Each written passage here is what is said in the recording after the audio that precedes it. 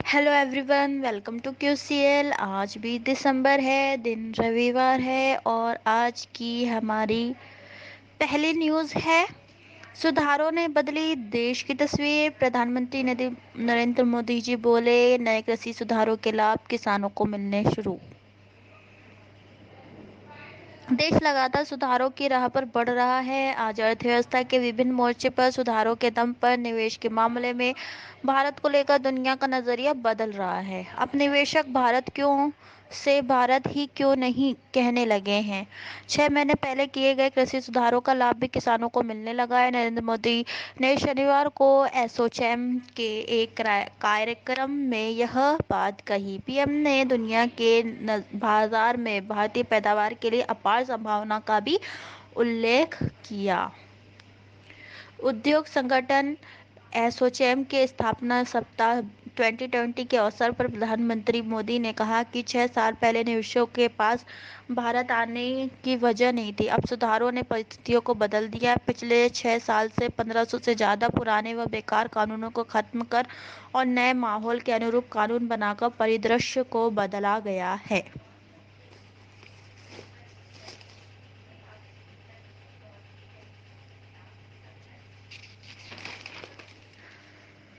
हमारी अगली न्यूज़ है।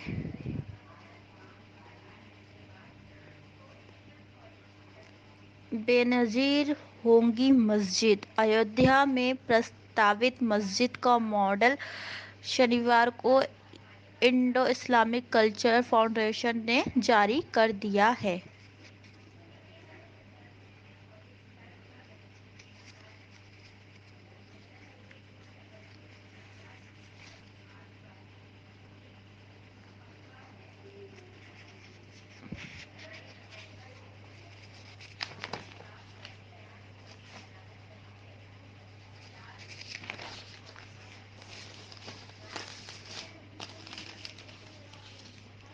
हमारी अगली न्यूज़ है।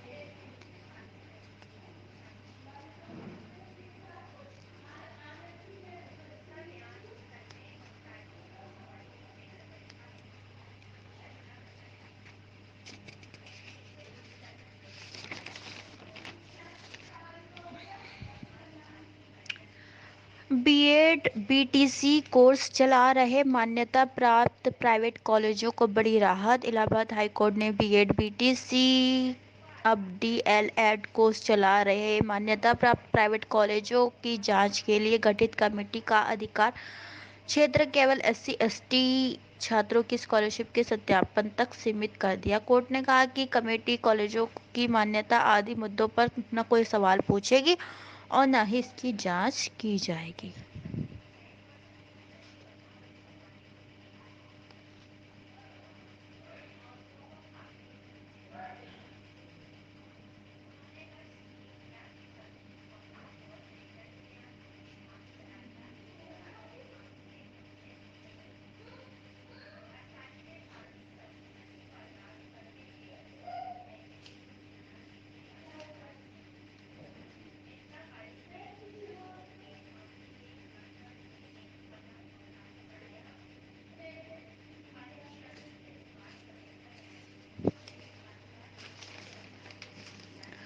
हमारी अगली न्यूज़ है।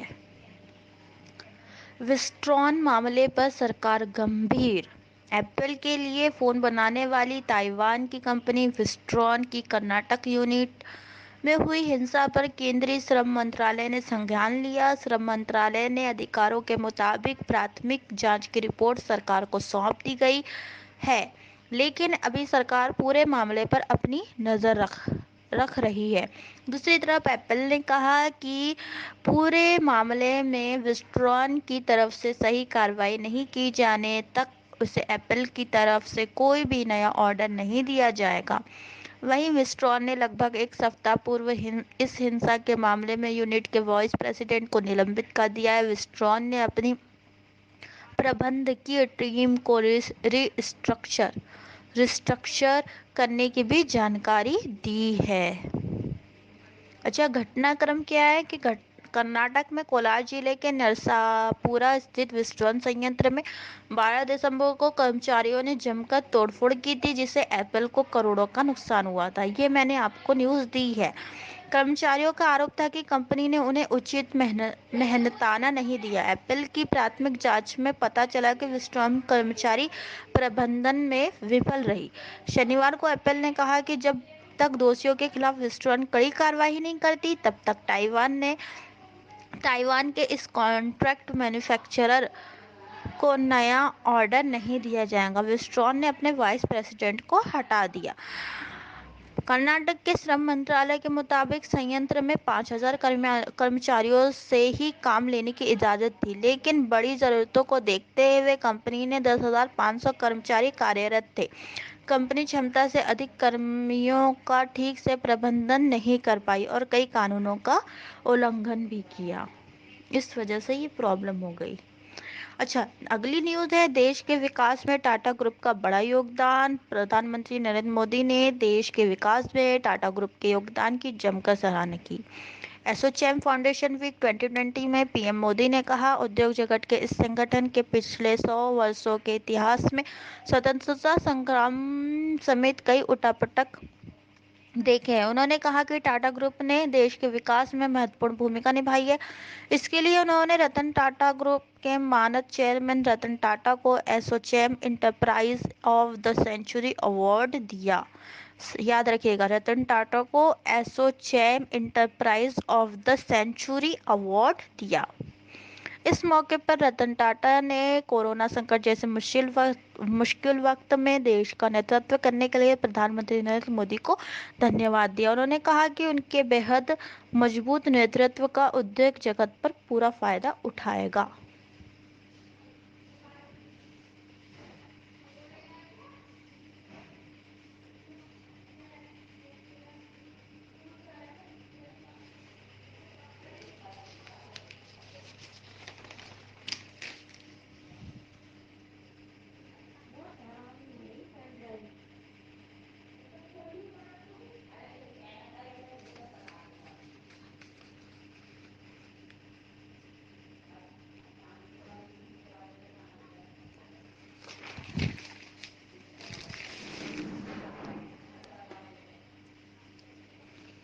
हमारी अगली न्यूज़ है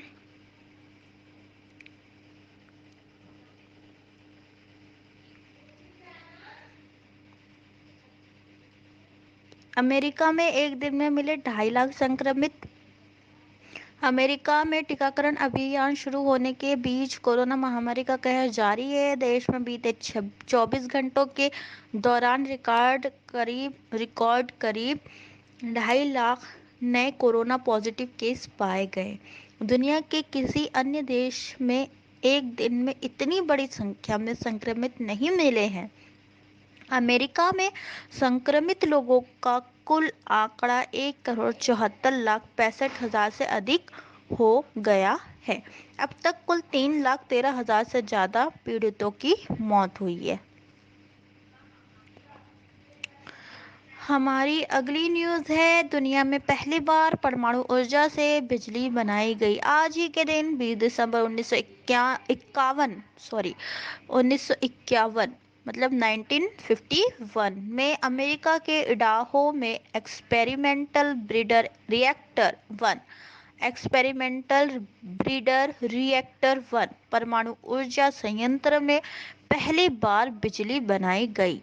इससे 200 वॉट के 4 बल्ब प्रकाशित हुए और अगले दिन पूरी इमारत को रोशन किया गया।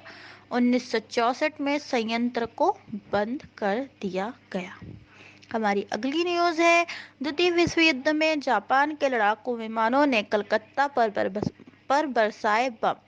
आज ही के दिन 20 दिसंबर 1942 में द्वितीय विश्व युद्ध के दौरान जापान की वायुसेना ने कलकत्ता, जो अब कोलकाता है, में बम बरसाए। इंपीरियल जापानीज आर्मी एयरफोर्स के 8 विमानों ने रात के समय हमला किया। उस वक्त भारतीय सैनिक ब्रिटिश साम्राज्य की ओर से लड़ रहे थे। हमारी अगली न्यूज़ है, दुनिया में आज मनाया जा रहा है अंतर्राष्ट्रीय मानव एकता दिवस।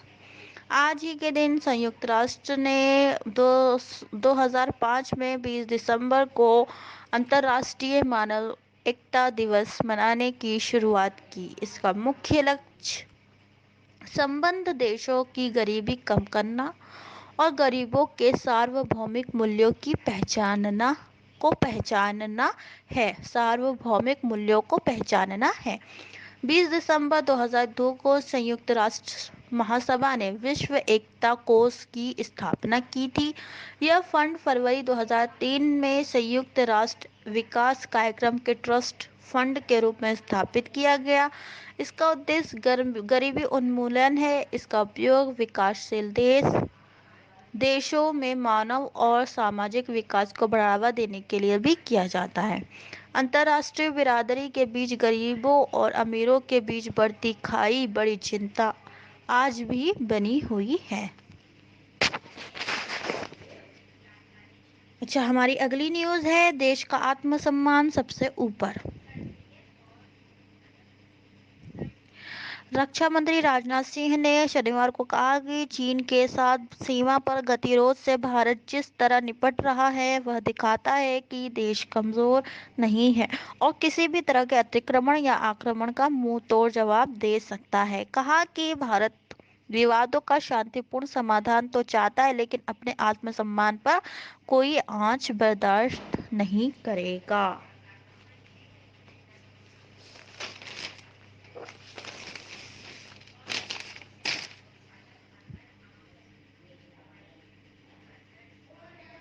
हमारी अगली न्यूज़ है, पंघाल ने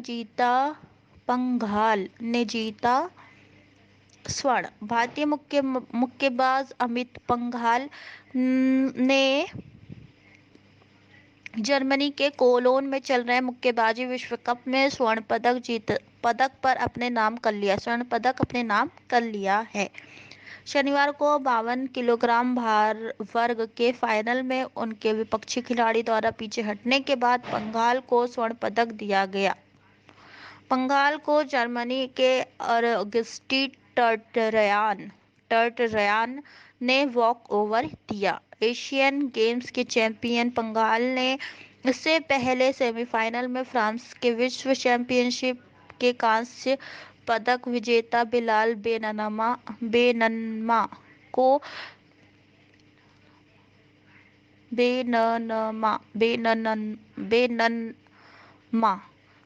5-0 से हराकर फाइनल में अपनी जगह पक्की की थी।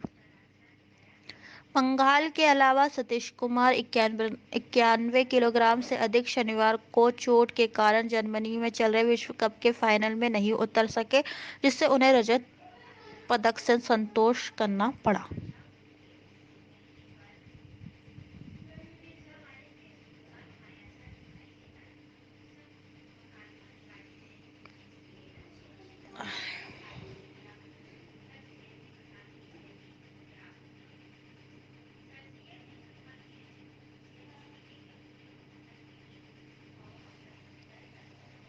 हमारी अगली न्यूज़ है,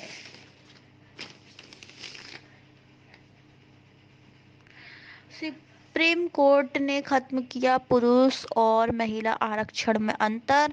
वर्टिकल यानी सामाजिक पिछड़ेपन के आधार पर आरक्षण और हॉरिजॉन्टल यानी महिला, भूतपूर्व सैनिक आदि श्रेणी में दिए जाने वाला विशेष आरक्षण तय करने के मुद्दे पर justice U Lalit, justice S Ravindra Bhatt और जस्टिस ऋषिकेश रॉय की पीठ ने स्पष्ट फैसला दे दिया। पुरुष आरक्षण के मामले में अगर आरक्षित वर्ग का पुरुष उम्मीदवार सामान्य वर्ग की तय कट ऑफ और मेरिट में ज्यादा अंक लाता है तो उसे सामान्य वर्ग का माना जाता है, लेकिन महिलाओं के बारे में अभी तक इस तरह की कोई स्पष्ट व्यवस्था नहीं थी। शुक्रवार को उत्तर प्रदेश में 2013 की सिपाही भर्ती मामले में फैसला सुनाते हुए सुप्रीम कोर्ट ने ओबीसी श्रेणी की उम्मीदवार सोनम तोमर की अर्जी स्वीकार करते हुए कहा कि ओबीसी की महिला श्रेणी की सभी उम्मीदवार जिन्होंने ओपन सामान्य कैटेगरी कट ऑफ 274.8928 से ज़्यादा अंक अर्जित किए हैं, उन्हें उत्तर प्रदेश पुलिस में सिपाही की नौकरी दी जाए। अच्छा, हमारी अगली न्यूज़ है, लंदन में माल्या की संपत्ति से कर्ज वसूली चाहते हैं भारतीय बैंक। भगोड़े कारोबारी विजय माल्या के खिलाफ बैंक्रप्सी आवेदन पर सुनवाई के लिए भारतीय बैंकों ने लंदन में हाई कोर्ट का रुख किया है। माल्या की बंद हो चुकी किंगफिशर एयरलाइंस को दिए कर्ज की वसूली के लिए भारतीय स्टेट बैंक एसबीआई की अगुवाई में भारतीय बैंकों के कंसोर्टियम ने याचिका दी है। Chief insolvency and companies court ICC जज माइकल ब्रिक्स के समक्ष सुनवाई के दौरान दोनों पक्षों ने विशेषज्ञ गवाहों के तौर पर भारतीय सुप्रीम कोर्ट के सेवानिवृत्त न्यायाधीशों को पेश किया। बैंकों ने कहा कि उन्हें इस मामले में भारतीय परिसंपत्तियों पर दी गई सिक्योरिटियों को छोड़ने का अधिकार है। हमारी अगली न्यूज़ है, प्रधानमंत्री नरेंद्र मोदी ने शनिवार को सिख गुरु तेग बहादुर के शहीदी दिवस पर भावपूर्ण श्रद्धांजलि अर्पित करते हुए उनके न्यायपूर्ण और समावेशी समाज के विचारों को याद किया। सिखों के नौवें गुरु तेग बहादुर का सिखों के 9वें गुरु तेग बहादुर का जन्म 1621 में हुआ था और 1675 में वह दिल्ली में शहीद हो गए थे। प्रधानमंत्री ने ट्वीट कर कहा कि श्री गुरु तेग बहादुर जी का जीवन साहस और करुणा का प्रतीक है। महान श्री गुरु तेग बहादुर जी के शहीदी दिवस पर मैं उन्हें नमन करता हूं और समावेशी समाज के उनके विचारों को याद करता हूं। उन्होंने सिख गुरु को श्रद्धांजलि देते हुए पंजाबी में भी ट्वीट किया।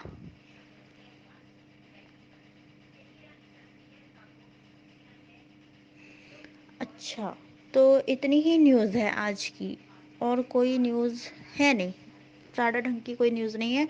तो ठीक है, अगर आपको हमारे द्वारा दी गई जानकारी अच्छी लगती है तो ज़्यादा से ज़्यादा लोगों को इससे जोड़ें ताकि वो भी इस जानकारी का लाभ उठा सके। और हमारे चैनल QCL को लाइक करें, शेयर करें एंड सब्सक्राइब करें। हमें सुनने के लिए शुक्रिया।